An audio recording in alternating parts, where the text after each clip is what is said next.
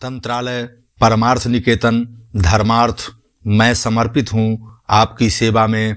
परम विद्या पुण्यार्जक वार्तावली दैवज्ञ पंडित सुशील झा बाबा बयंग अमृतस्य पुत्र देदौल मीरापुर मुजफ्फरपुर वास्तव्य मृत्योर्मा अमृतंगमय। मित्रों, आज का विषय है आध्यात्मिक संवाद औषधि सुशील अमृतवाणी सौभाग्यं जीवनं धनं। तो आइए सुने, समझें और लाभ उठावें। भगवान की याद में इतना व्यस्त रहो कि खुशियों की लाइन लगी रहे। दुख आना भी चाहे तो उसे यही सुनाई दे कि इस रूट की सभी लाइन व्यस्त है। जीवन में आपको रोकने टोकने वाला कोई है तो उसका एहसान मानिए, क्योंकि जिन बागों में माली नहीं होते वह बाग जल्दी ही उजड़ जाते हैं। मंजिल पाने की उम्मीद कभी मत छोड़ना, क्योंकि अक्सर सूरज के डूबने के बाद ही दोबारा सवेरा होता है। लघु कथा। एक आदमी रात को झोपड़ी में बैठकर एक छोटे से दिए को जलाकर कोई शास्त्र पढ़ रहा था। आधी रात बीत गई। जब वह थक गया तो फूंक मारकर उसने दिया बुझा दिया, लेकिन वह यह देखकर हैरान हो गया कि जब तक दिया जल रहा था पूर्णिमा का चांद बाहर खड़ा रहा, लेकिन जैसे ही दिया बुझ गया तो चांद की किरणें उस कमरे में फैल गई। वह आदमी बहुत हैरान हुआ यह देखकर कि एक छोटे से दिए ने इतने बड़े चांद को बाहर रोक कर रखा। इसी तरह हमने भी अपने जीवन में अहंकार के बहुत छोटे छोटे दिए जला रखे हैं, जिसके कारण परमात्मा का चांद बाहर ही खड़ा रह जाता है। जब तक वाणी को विश्राम नहीं दोगे तब तक मन शांत नहीं होगा। मन शांत होगा तभी ईश्वर की उपस्थिति महसूस हो सकेगी। छोड़ देना अच्छा है वह सवाल जिसका जवाब ना मिले। छोड़ देना अच्छा है वो रिश्ता जहां कदर ना होती हो। छोड़ देना अच्छा है वह हाथ जो बुरे वक्त पर साथ छोड़ दे। छोड़ देना अच्छा है वो दोस्त जो मतलब के लिए साथ चले। प्रेम और पसंद में अंतर।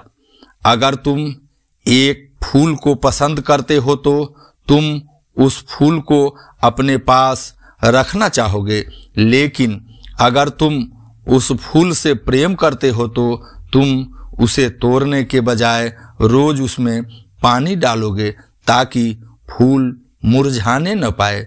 जिसने इस रहस्य को समझ लिया उसने पूरी जिंदगी को समझ लिया। यदि हमारी आदतों में गुस्सा और घमंड है तो हमें बर्बाद करने के लिए दुश्मन नहीं, हम खुद ही काफी हैं। घमंड बता देता है कितना पैसा है, संस्कार बता देते हैं परिवार कैसा है, बोली बता देती है इंसान कैसा है, बहस बता देती है ज्ञान कैसा है, नजरें बता देती है सूरत कैसी है, स्पर्श बता देता है नीयत कैसी है। आंख में पड़ा तिनका, पैर में घुसा कांटा और रूई में दबी आग से भी ज्यादा भयानक है दिल में छिपा कपट और पाप। कहीं न कहीं कर्मों का डर है, नहीं तो गंगा पर क्यों इतनी भीड़ है। जो कर्म को समझता है उसे धर्म को समझने की जरूरत ही नहीं। पाप शरीर नहीं करता, विचार करते हैं, और गंगा विचारों को नहीं सिर्फ शरीर को धोती है। अनुमान गलत हो सकता है पर अनुभव कभी गलत नहीं होता। अनुमान हमारे मन की कल्पना है और अनुभव हमारे जीवन की सीख है। मर्म महादेव का कंठ दिया कोयल को तो रूप छीन लिया, रूप दिया मोर को तो इच्छा छीन ली, दी इच्छा इंसान को तो संतोष छीन लिया, दिया संतोष संत को तो संसार छीन लिया, दिया संसार चलाने देवी देवताओं को तो उनसे मोक्ष छीन लिया। मत करना कभी भी गुरूर अपने आप पर। ऐ इंसान, भगवान ने तेरे मेरे जैसे न जाने कितने को बनाकर मिट्टी में मिला दिया। दूध को दुखी करो तो दही बनता है, दही को सताने से मक्खन बनता है, मक्खन को सताने से घी बनता है। दूध से महंगा दही है, दही से महंगा मक्खन है और मक्खन से महंगा घी है, किंतु इन चारों का रंग एक ही है। इसका अर्थ है बार बार दुख और संकट आने पर भी जो इंसान अपना रंग नहीं बदलता, समाज में उसका ही मूल्य बढ़ता है। अश्लीलता हम सबों की अपनी खोज है, ईश्वर की नहीं। अगर ईश्वर की खोज होती तो वह हमें कपड़े पहनाकर पैदा करता, बिना कपड़ों के नहीं। हाँ, मैं ब्राह्मण हूँ, कमजोर इतना हूँ कि सबको माफ कर देता हूँ, लालची इतना हूँ कि चंद्रगुप्त को राजा बना देता हूँ, डरपोक हूँ इसलिए तो पृथ्वी को 21 बार अत्याचारियों से मुक्त करता हूँ, अनुपयोगी भी हूँ तभी तो अपनी हड्डियों से वज्र बनवाता हूँ, अनपढ़ हूँ क्योंकि व्याकरण और गणित को खोज कर लाता हूँ, जातिवादी हूँ तभी तो नीतीश, लालू, मुलायम, भाजपा, कांग्रेस पता नहीं कितनों के साथ हूँ। आरक्षण का विरोध नहीं करता क्योंकि अपनों के नाराज होने का डर है। सरकार से कुछ नहीं मांगता क्योंकि हिंदुस्तान कमजोर होने का डर है। बांग्लादेश, पाकिस्तान से गायब हूँ, कश्मीर से निष्कासित हूँ, फिर भी अखंड भारत का स्वप्न देखता हूँ। कदम कदम पर ठगा जाता हूँ, फिर भी सर्वे भवन्तु सुखिनः का मंत्र गुनगुनाता हूँ क्योंकि मैं ब्राह्मण हूँ। आप कितने भी अच्छे हो, चाहे आप कितना भी अच्छा काम कर लो, पर एक बात हमेशा याद रखना, आपको जो गलत समझता है वह मरते दम तक आपको गलत ही समझेगा, क्योंकि नज़र का ऑपरेशन किया जा सकता है पर नजरिए का नहीं। डाली से गिरते हुए पत्तों ने क्या खूब कहा कि अगर बोझ बन जाओगे तो अपने ही तुम्हें गिरा देंगे, इसलिए कभी भी किसी दूसरे के दम पर अपनी जिंदगी मत जियो, खुद के दम पर अपनी जिंदगी जीना चाहिए।